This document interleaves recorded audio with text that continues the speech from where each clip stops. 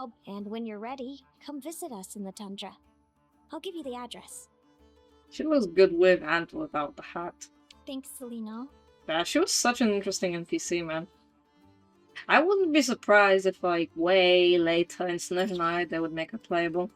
Like, oh, remember her? The devs would say. She was in Linnea's story quest. Yeah, she's now playable. She kind of gives off this pole character. I mean, Linnea is like all pink and red and that, and she's Geo. She could have been Pyro, so if we're gonna go by that logic, that a element would match the character. She should be like what? Cryo, Hydro, maybe? No, not really Dendro. Oh yeah, but I was gonna say earlier about Selena. It's not really so much a complaint in the Genshin community, it's more like an opinion that I understand where players are coming from, but at the same time it's a little bit like strange to me. A lot of players say that, oh, make NPCs pretty, make them good looking, then when they do become good looking, we want them to be playable. In my opinion, not every NPC turned character should be playable. Like, okay, that's gonna be a bit hard to explain for me, but like, yeah, like we already have so many characters, playable characters existing in the game. And like it's, you know, slowly becoming too much, and then Snezhnaya is gonna come out and then we're gonna have more characters, and the story's just gonna go on, we're gonna have more characters. But Selena, for example, she seems like she would make a good playable character, because like story-wise, design-wise, character-wise, like she gives off like a vibe of like a weapon wielder protector of like her own home, her land, her own species, yeah, family. Meanwhile, there are other characters that, in my opinion, shouldn't have been playable because they don't really, because, you know, based on their stories, they're their own character stories, and like when they were involved in an Archon quest, they didn't really kind of do much of the fighting or the protecting. So it's like when they became playable, it didn't really make sense to me that they were playable. Characters like that come to mind are, for example, Dory or Kave. Because like an architect suddenly, you know, being able to use a claymore, and poorly by the looks of things, because whenever he uses it, it looks like he has trouble with it. So at best, like I thought he was gonna be a catalyst, but no, they made him claymore. And a Bloom, you know, like a support or sub DPS, like he can actually do some Dendro damage. And he's made for Bloom teams. And then there's Dory. In a way that they made her healer, okay, fine, whatever. But yeah, Electro and Claymore. It's like I understand that the game is trying to kind of keep up with like the roster and keep up with like the different types of playable characters. Like we have to have a certain amount of like claymores, polearms, catalysts, etc. And we also have to like have a certain amount of child characters, a certain amount of boy characters, a certain amount of girl characters, well, young woman characters, a certain amount of tall, a certain amount of, you know, muscular male characters, like, you know, different types of characters. And there are going to be some characters of a favored element or weapon type from more regions than others. Like, I think I'm wrong, but Inazuma has more sword characters than any other region, right? But it's like, you know, you look at some characters, for example, from Inazuma, Toma, and the Kamisato siblings. Like, that makes sense. Like, they were swordsmen, right? In their own, like, private lives and their own stories, their own character stories. Like, they were into swordsmanship. They seem to want to, like, be able to, like, you know, protect their own region. Even Ayaka was involved for a brief moment in the Archon quest. And then Ayato being, you know, of the tall male model. Also, you know, if Ayaka's going to be playable, so should he, that kind of stuff. And then the housemaid, essentially. Their assistant, their servant, Toma, being a 4-star playable character, a polearm user, that also kind of makes sense. But it's like characters that we already have that are playable, it's like they already took the place of other NPCs that should have been playable, like Selena, for example. We keep getting more characters and they made her as an NPC. I'm wondering if there's like space for someone like her to be playable in the future. Yeah, that took a while to explain, but I hope that's pretty understood. But yeah, that's just something that I've kind of had on my mind for a while. Other characters, like for example, Escoffier, and then the other one, the 4-star, Zhangling. Chefs? Really? Becoming playable? I mean, what are they gonna, you know, do? Throw a cooking pot at you and that's just gonna burn your face off. But, like Escoffier being cryo, polearm, playable 5-star support. Like, isn't that a little bit random? A chef being playable? and Cryo and all that. I understand Pyro because, you know, chef cooks mostly. She's a good character, she's a good support, made to be played a certain way.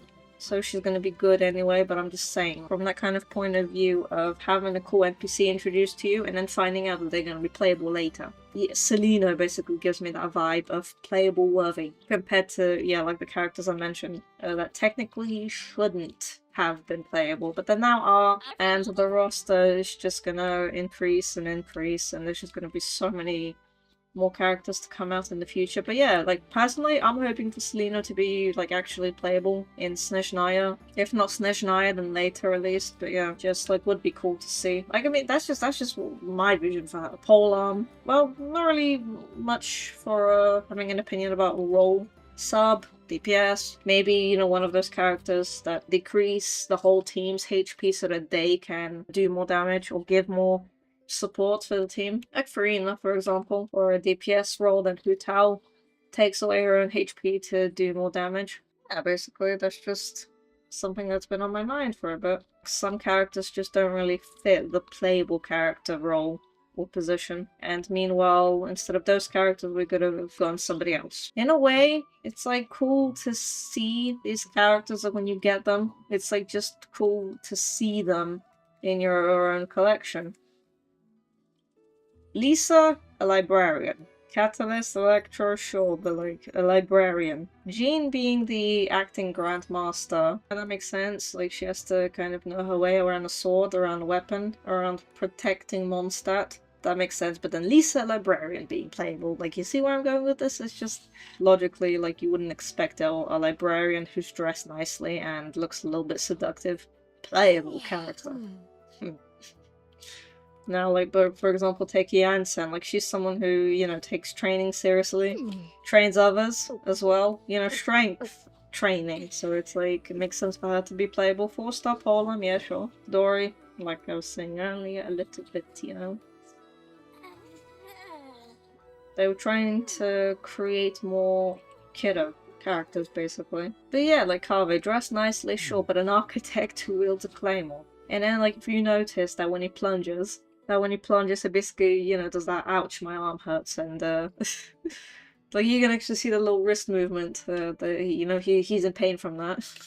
So it's like, making him a playable character because what, he's Al Haytham's roommate? Oh yeah, another character, like I know, for example. Just the girl who likes to make robotic stuff. But it's like, you know, if you make Inefa the creation playable, why not make the creator playable? I get that logic, but strictly by, oh, this is combat, we want you to fight, kid, get your weapons out, get out there and kill some monsters. Yeah, like, it just feels a little bit odd to see her as a playable character. She didn't get enough hype, by the way, because people were talking about a Hydro Claymore forever, and she comes out, and because she's a 4-star, and the only available for all players, Luna reaction buffer, like, people just kind of, you know, forgot about her. Candace, Protector of the Desert, sure, that makes sense. Jinyan, a musician, basically, and a playable fighter. Amber, air gliding champion, so it's like, you know, if you're gonna be spending your days outside the city, out in danger, you're gonna have to learn how to defend yourself. So that kind of makes sense for her as well. Ito, well, yeah, being part of a gang, being a leader of that gang, of course. That's a no-brainer, obviously playable. This one definitely, but you know what bugs me about Ningguang? She's a 4-star. And her 2 little assistants, Yu and Keqing, being the 5-stars. That is interesting. I heard that she was supposed to be a 5-star, actually, but they scrapped that idea, and, you know, I don't remember who else came out around that time, because I didn't start playing then, I started playing later. But based on her role in the story, yeah, why is she a 4-star when she should have been a 5-star? She works in a bathhouse, and she's playable. Yeah, so that's interesting. Yunjin, a dancer, a performer, why is she playable? Layla, though, a student in an academy, essentially, why is she playable? Diona, also a bartender, essentially, why is she playable? News reporter, why is she playable? You know, Selena, like, if Linnea is playable, she should be too.